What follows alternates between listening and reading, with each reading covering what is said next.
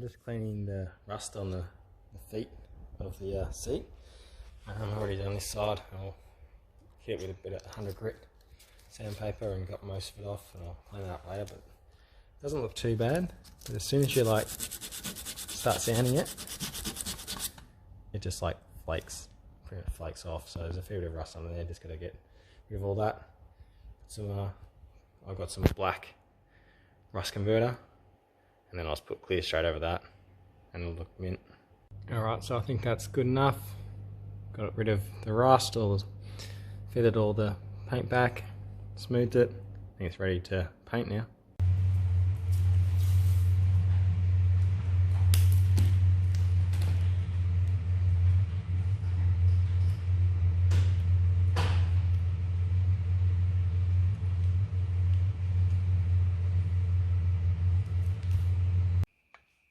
So I've gone pretty nuts, taping it all off so the seat doesn't end up getting paint and getting all smelly and stained.